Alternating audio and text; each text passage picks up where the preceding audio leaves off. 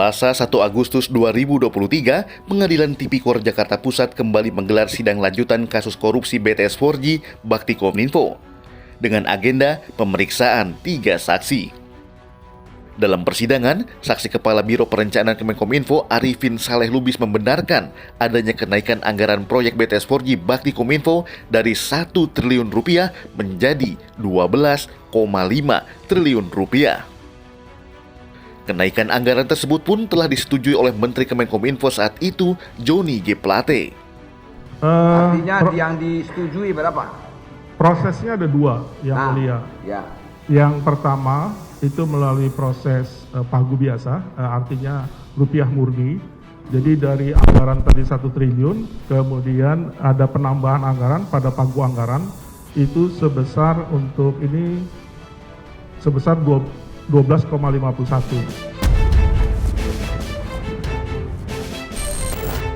Menanggapi pernyataan saksi Arifin, Hakim Ketua Fazal Rizal kembali menanyakan peran saksi dalam kenaikan anggaran proyek BTS 4G Bakti Kominfo tersebut. Namun saksi Arifin mengaku tidak punya kuasa untuk bisa memantau proyek tersebut dan cenderung lepas tangan.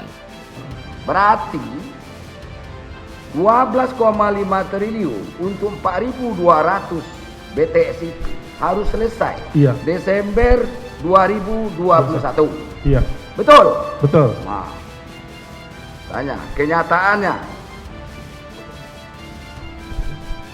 Kami sulit yang mulia karena Sulit bagaimana? Maka saudara di dalam kok bilang mendapatkan sulit. laporan itu pada saat itu sulit. Coba lihat tuh voksi saudara itu. Tahu nggak? Ikut nggak saudara?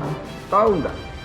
Bahwa akhirnya ini gimana yang kami rencanakan dulu, bagaimana jadinya, kan begitu, Pak? Iya kan? Iya. Jangan karena ini kami cuma perencanaan aja. Selesai atau tidak itu bukan tugas kami, itu urusan. Bukan begitu, Pak.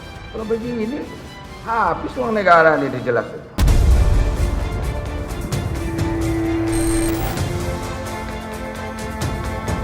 Fakta lain juga diungkapkan saksi Kasubdit Monitoring dan Evaluasi Telekomunikasi Khusus dan Jaringan Telekomunikasi Kemenkominfo Indra Apriyadi. Menurut saksi Indra, lokasi pembangunan menara BTS 4G di daerah 3T dilakukan tanpa melakukan survei lapangan terlebih dahulu. Tentang blank spot ya. Baik.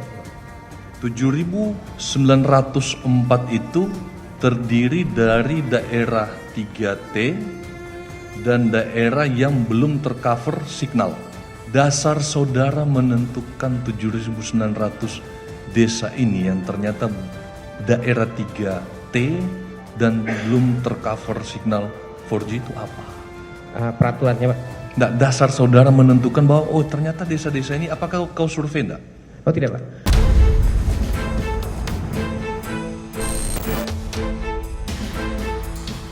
Parahnya, data tanpa survei tersebut turut diserahkan ke Bakti dan digunakan untuk pembangunan menara BTS 4G di 7.904 desa tertinggal. Dengan tidak dilakukan survei, apakah data 7.904 itu valid? Kalau data kami sudah sampaikan dasar analisis dan berdasarkan coverage prediction dengan data tambahan batas wilayah administrasi yang kami punya itu, menurut kami perlu ada pengecekan. Menurut saudara itu belum valid. Oke. Nah, kemudian sumber data Anda ini digunakan oleh Bakti, betul? Betul.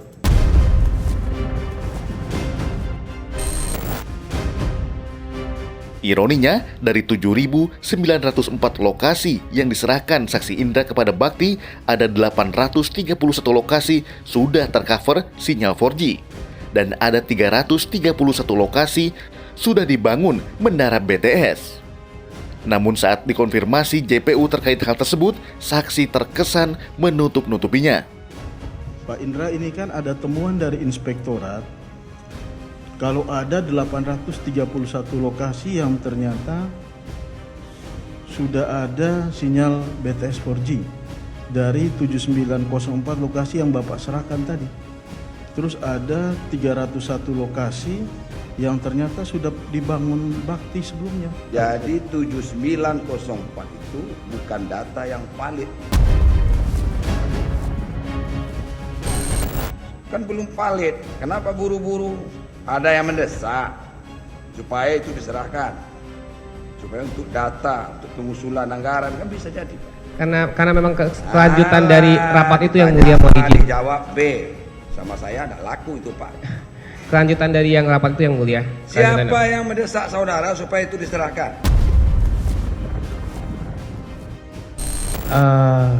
Pikir lagi. Pada saat itu Pikir itu ada dua, Pak, menyelamatkan diri dan menyelamatkan teman.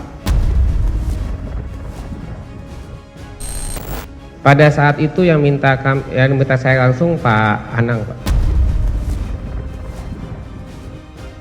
Itulah kok sulit sekali orangnya ada di depan, Pak. Ya.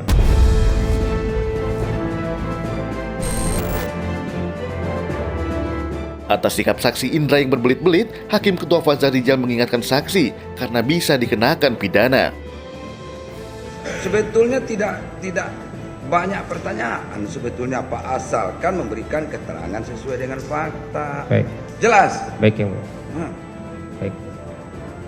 Saudara pula kena pasal 21. Baik yang mulia. Saudara memberikan keterangan palsu dan sumpah palsu itu lebih berat, Pak. Baik. 7 tahun, ya. Janganlah kita menjerumuskan diri demi untuk membela yang lain.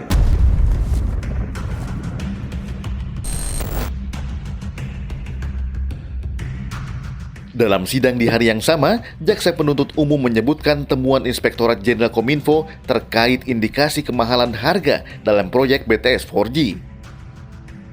Penggelembungan harga terjadi pada pengerjaan tower jenis Gate Mas panjang 32 jenis high hingga mencapai 670%.